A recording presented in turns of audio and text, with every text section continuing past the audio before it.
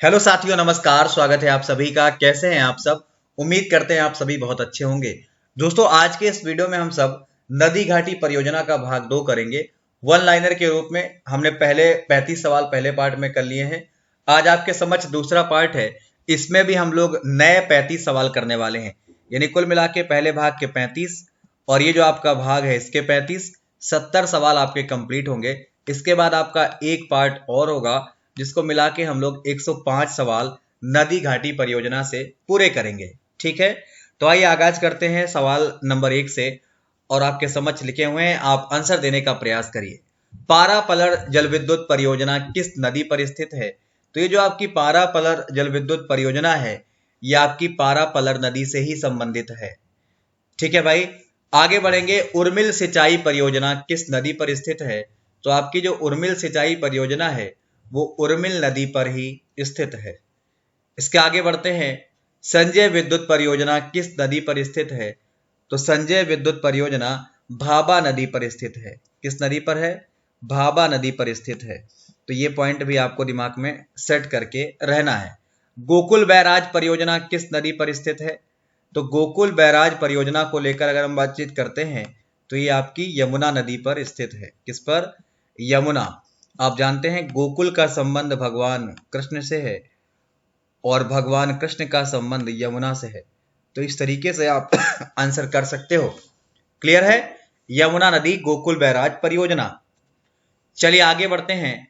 तो संकोच परियोजना किस नदी पर स्थित है? आपकी जो संकोच परियोजना है वो संकोच नदी पर स्थित है। किस पर है?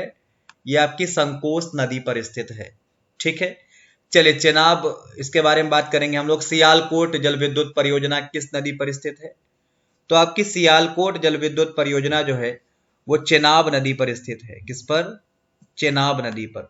यह पॉइंट भी आपको ध्यान में रखना है, बिल्कुल भूलना नहीं है। शरावती जल विद्युत परियोजना किस नदी पर स्थित है? तो शरावती जल विद्युत परियोजना जो है वो आपकी शरावती नदी पर ही स्थित है, जो आपको याद रखनी है। क्लियर? चलिए, उकाई परियोजना किस नदी पर स्थित है? तो आपकी जो उकाई परियोजना है वो ताप्ती नदी पर स्थित है। किस पर है? ये आपकी ताप्ती नदी पर स्थित है, जो आपको याद रखनी है, भूलना बिल्कुल नहीं है। आइए आगे बढ़ा जाए। अगला सवाल है, वैगई परियोजना किस नदी पर स्थित है? तो आपकी जो वैगई परियोजना है वो आपकी वैगई नदी पर ही स्थित है। किस पर? वैगई नदी पर ही स्थित है। आगे बढ़ते हैं। अगला सवाल है, कोयना परियोजना किस नदी पर स्थित है? कोयना परियोजना किस नदी पर स्थित है? तो ये परियोजना आपकी कोयना नदी पर ही स्थित है। आप ये पॉइंट भी ध्यान में रखें। अगला सवाल है, श्री सैलम परियोजना किस नदी पर स्थित है? तो आपकी जो श्री सैलम परियोजना है वो कृष्णा नदी पर स्थित है। किस पर? कृष्णा नदी पर। अच्छा, कृष्णा नदी की टोटल लंबाई कितनी है? तो कृष्णा नदी की जो टोटल लंबाई है वो 1400 किलोमीटर है। ध्यान रखेंगे आप। एक सवाल आपको बताना है, विजयवाड़ा किस नदी के किनारे बसा हुआ है? आपका जो विजयवाड़ा है वो किस नदी के किनारे बसा हुआ है? तो विजयवाड़ा कृष्णा के किनारे ही बसा हुआ है। ये भी आपको ध्यान में रखना है। चलिए, एक सवाल आपने और बताना है, भीमा किसकी सहायक नदी मानी जाती है? भीमा के बारे में बात करेंगे तो ये आपकी जो भीमा है वो कृष्णा नदी की ही सहायक नदी मानी जाती है। ठीक है, आगे बढ़ते हैं। शिव समुद्रम परियोजना किस नदी पर स्थित है? तो आपकी जो शिव समुद्रम परियोजना है वो कावेरी नदी पर स्थित है। कावेरी नदी की जो टोटल लंबाई है वो आप सब जानते होंगे, लगभग 800 किलोमीटर है। और कावेरी नदी के तट पे बसा सबसे बड़ा शहर कौन सा है? तिरुचिरापल्ली है। तो ये सब पॉइंट आपको दिमाग में रखने हैं। कावेरी नदी को पवित्रता के आधार पर साउथ की गंगा कहा जाता है या दक्षिण भारत की गंगा कहा जाता है। तो ये पॉइंट भी आपको ध्यान रखने हैं कावेरी को लेकर। अगला सवाल है, अलमाटी बांध परियोजना किस नदी पर स्थित है? तो आपकी जो अलमाटी बांध परियोजना है वो कृष्णा नदी से संबंधित है। किससे? कृष्णा नदी से। आप इसे ध्यान में रखिएगा। चलिए आगे बढ़ें। अगला सवाल है, स्वर्णरेखा बहुउद्देशीय परियोजना किस नदी पर स्थित है? तो आपकी जो स्वर्णरेखा बहुउद्देशीय परियोजना है वो स्वर्णरेखा नदी पर ही स्थित है।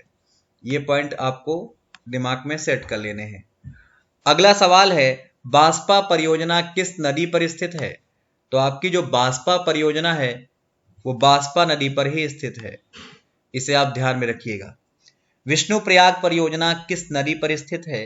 तो आपकी जो विष्णुप्रयाग परियोजना है वो अलकनंदा नदी पर स्थित है। किस पर है? अलकनंदा पर। तो ये पॉइंट आपको बिल्कुल याद रखने हैं, भूलना नहीं है ना भाई। आगे बढ़ेंगे तो अगला सवाल है, तवा परियोजना किस नदी पर स्थित है? तवा परियोजना तवा नदी पर स्थित है। किस पर है ये? तवा नदी पर स्थित है। आप इसे ध्यान में रखिएगा, ये बहुत इंपॉर्टेंट है। अगला सवाल है, गंभीरी नदी परियोजना किस नदी पर स्थित है? तो आपकी जो गंभीरी नदी परियोजना है वो गंभीरी नदी पर ही स्थित है। ये पॉइंट भी आपको याद रखना है। ओराई सिंचाई परियोजना किस नदी पर स्थित है? तो ओराई सिंचाई परियोजना ओराई नदी पर स्थित है। किस पर है? ओराई नदी पर स्थित है। ठीक है। सिंगूर बांध परियोजना किस नदी पर स्थित है? तो सिंगूर बांध परियोजना मंजीरा नदी पर स्थित है। किस पे है? ये आपकी मंजीरा नदी पर स्थित है। ये आपको ध्यान में रखना है। चलिए आगे बढ़ते हैं। मुरली परियोजना किस नदी पर स्थित है? तो आपको मालूम है मुरली कौन बजाता था? कृष्णा जी, कान्हा जी। यहाँ पे सवाल भी कुछ वैसा ही है। मुरली परियोजना कृष्णा नदी से संबंधित है, यह कृष्णा नदी पर स्थित है। ठीक है, तो ये पॉइंट आपको अपने आप याद हो गया होगा। निजाम सागर परियोजना जो है वो किस नदी पर स्थित है? तो निजाम सागर परियोजना के बारे में अगर बात करेंगे, ये आपकी मंजीरा नदी पर स्थित है। ये पॉइंट आपको जरूर याद रखना है। कृष्णा राज सागर परियोजना किस नदी पर स्थित है? तो कृष्णा राज सागर परियोजना कावेरी नदी पर स्थित है। किस पे है ये? कावेरी नदी पर स्थित है। ये पॉइंट आपको याद होने चाहिए। दिबांग बहुउद्देशीय परियोजना किस नदी पर स्थित है? तो दिबांग बहुउद्देशीय परियोजना दिबांग नदी पर स्थित है। किस पे? दिबांग नदी पे स्थित है। ये पॉइंट आपको याद रखने हैं, बहुत जरूरी है आपके लिए। चलिए आगे बढ़ते हैं। तो पोलावरम बांध किस नदी पर स्थित है? पोलावरम बांध आपको किस नदी पर दिखाई पड़ेगा? तो ये आपको गोदावरी नदी पर स्थित दिखाई पड़ेगा, जो आपको याद रखना है। तुलबुल परियोजना किस नदी पर स्थित है? कई बार पूछा गया है। तुलबुल परियोजना जो आपकी है वो झेलम नदी से संबंधित है। एक सवाल आपको बताना है, श्रीनगर किस नदी के तट पे बसा हुआ है? जो आपका श्रीनगर है वो किस नदी के तट पर आपको दिखाई पड़ेगा? तो उसका उत्तर भी आप झेलम ही दोगे, है ना भाई। चलिए आगे बढ़ते हैं। हथनी कुंड बैराज किस नदी पर स्थित है? हथनी कुंड बैराज जो है आपका वो यमुना नदी से संबंधित है। किससे? यमुना नदी से। आप इसको बिल्कुल भूले ना, ये भी आपके समझ है। चले, उरी सेकंड डैम परियोजना किस नदी पर है? तो ये जो परियोजना है वो आपकी झेलम नदी पर ही है। किस पर है भाई? ये आपकी झेलम नदी पर ही स्थित है, और आप इसे जरूर याद रखिएगा, बहुत इंपॉर्टेंट रहेगा। चलिए आगे बढ़ेंगे। अगला सवाल है, किशनगंगा पनबिजली संयंत्र किस नदी पर स्थित है? किशनगंगा पनबिजली संयंत्र जो है वो आपका किस नदी पर स्थित है? तो भाई ये आपका किशनगंगा नदी पर ही स्थित है। किस पर? किशनगंगा नदी पर ही स्थित है, ध्यान में रखिएगा। मैथन डैम परियोजना किस नदी पर स्थित है? तो आपकी जो मैथन डैम परियोजना है वो बराकर नदी पर स्थित है। किस नदी पर? बराकर नदी पर स्थित है, इसको याद रखिएगा। तिलैया बांध परियोजना किस नदी पर स्थित है? तो आपकी जो तिलैया बांध परियोजना है वो भी बराकर नदी से ही संबंधित है। ठीक है, तो ये पॉइंट भी आपको जरूर याद रखना है, बिल्कुल भूलना नहीं है। अच्छा, आप में से जो नए बच्चे होंगे वो चैनल को सब्सक्राइब कर लीजिएगा, और अगर आपने अभी तक वीडियो को लाइक नहीं किया है तो वीडियो को लाइक जरूर कर लीजिएगा। ठीक है भाई। इडुक्की जल विद्युत परियोजना किस नदी पर स्थित है? इडुक्की जल विद्युत परियोजना के बारे में बात करेंगे तो ये पेरियार नदी से ही संबंधित है। किससे? पेरियार नदी से संबंधित है। अच्छा, पेरियार राष्ट्रीय उद्यान आप किस राज्य में देखते हो? कौन बताएगा? पेरियार राष्ट्रीय उद्यान आप किस राज्य में देखते हो? तो इसको आप देखोगे कहां पे? केरला में। ये भी थोड़ा इंपॉर्टेंट सवाल है, आपको पता होना चाहिए। चलिए, बाण सागर परियोजना किस नदी पर स्थित है? बाण सागर परियोजना जो है वो आपकी किस नदी पर स्थित है? तो ध्यान रखिएगा, बाण सागर परियोजना आपकी सोन नदी से संबंधित है। किससे? सोन नदी से। एक सवाल आपको बताना है, सोन नदी किस राज्य की प्रमुख नदी मानी जाती है? सोन नदी किस राज्य की प्रमुख नदी मानी जाती है? कौन बताएगा? तो आपकी जो सोन नदी है वो बिहार की प्रमुख नदी मानी जाती है। कहाँ की? बिहार की। और बिहार में जिलों की संख्या कितनी है? कौन बताएगा? बिहार में जिलों की संख्या है 38। ठीक है, ये सब आपको ध्यान में रखने हैं। बरगी बांध परियोजना किस नदी पर स्थित है?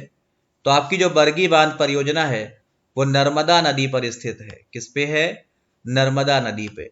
अच्छा, नर्मदा को किन दो राज्यों की जीवन रेखा कहा जाता है? ये जो आपकी नर्मदा नदी है इसे किन दो राज्यों की जीवन रेखा कहा जाता है? तो भैया ध्यान रखेंगे, पहले तो मध्य प्रदेश, उसके बाद गुजरात। इन दोनों राज्यों की जीवन रेखा आप किसे कहते हो? नर्मदा नदी को ही कहते हो। भारत में डेल्टा ना बनाने वाली सबसे लंबी नदी कौन सी है? बताओ भाई, भारत में डेल्टा ना बनाने वाली सबसे लंबी नदी के रूप में आप किसको जानते हो? तो वहां पर भी आपका उत्तर क्या होता है? नर्मदा होता है। भारत में डेल्टा ना बनाने वाली सबसे लंबी नदी नर्मदा है, जिसकी लंबाई 13-12 किलोमीटर है। कितनी? 13-12। तो ये पॉइंट भी आपके लिए थोड़ा जरूरी है, आप इसे भी याद कर लें। और भीमगढ़ बांध किस नदी पर स्थित है? तो ये आपका जो भीमगढ़ बांध है वो आपका वैनगंगा नदी पर स्थित है, या वैनगंगा नदी से संबंधित है। क्लियर है? तो इस तरीके से ये आज के 35 सवाल थे जो हमने पूरे किए। इसके अतिरिक्त में कुछ और इंपॉर्टेंट बातें कर ली जाएं तो अगर आपको ये सारी चीजें डिटेल में पढ़नी है तो आपको रेलवे प्लस ज्वाइन करना होगा। अब रेलवे प्लस आप ज्वाइन कैसे करोगे? तो उसके लिए आपको अनअकैडमी एप्लीकेशन डाउनलोड करना होगा, जहां पर आप मुझे फॉलो करेंगे दीपक कुमार सिंह के नाम से। ठीक है, और वहां पर आपके पास रेलवे प्लस का ऑप्शन आएगा जहां से आप प्लस ले सकते हो। और प्लस लेने के बाद होगा क्या, आपको सारे ही टॉपिक कंप्लीट कराए जाएंगे, हर चीज विस्तार से आपको पढ़ाई जाएगी, बताई जाएगी। ठीक है, तो ये काम आप लोग कर सकते हैं। इसके अतिरिक्त में अगर आप चाहें तो रेलवे ग्रुप डी की हमारी जो क्लासेस हैं वो बिल्कुल फ्री आपको मिलती हैं 8 PM पे। कहाँ पे? अनअकैडमी पर ही मिलती हैं। ये फ्री हैं, आपको इनके लिए कोई चार्ज नहीं देना है। डेली 8 PM की क्लास है। दीपक कुमार सिंह आप सर्च करके आ सकते हो, और मेरा जो अनलॉक कोड है वो भी दीपक कुमार सिंह ही है। तो ये फ्री वालों के लिए था। ये हमारा बैच है जो स्टार्ट हो चुका है, जिसमें हम लोग डिटेल में आपके समझ चीजें रख रहे हैं। तो ये आपका डिटेल कोर्स है, आप इसको जरूर ज्वाइन कर लें। और प्लस का जो चार्ज है, प्लस की जो फीस है वो बहुत नॉर्मल है, 150 रुपये पर मंथ पड़ेगा अगर आप 24 मंथ का लेते हैं। 250 रुपये पर मंथ पड़ेगा अगर आप 12 मंथ का लेते हैं। तो इस तरीके से जितना बड़ा आप लोगे उतना कम चार्ज आपको देना पड़ेगा। और नीचे वीडियो के डिस्क्रिप्शन में आपको हमारा प्रोफाइल लिंक मिल जाएगा जहां से आप मुझे फॉलो कर पाएंगे। तो इस तरीके से हमने कितने सवाल कर लिए हैं आज? 35 पहले भाग में और ये 35 दूसरे भाग में, यानी कि टोटल सवालों की संख्या हो चुकी है 70 जो हमने आज किए हैं। ठीक है, हम आपसे जल्द मुलाकात करेंगे अपना भाग 3 लेकर, और भाग 3 के साथ हम लोग अपने टोटल सवाल कितने कर लेंगे? 105। और आपके एग्जाम में सिर्फ यही 105 पूछे जाते हैं, इसके अतिरिक्त में कोई और सवाल ना बनता है और ना बनेगा। ठीक है भाई, तो फिलहाल आज के लिए इतना ही रखते हैं, विदा लेते हैं आपसे। वीडियो को मैक्सिमम शेयर कर दीजिए जहां जहां हो सकता है। मुलाकात करेंगे आपसे बहुत जल्द।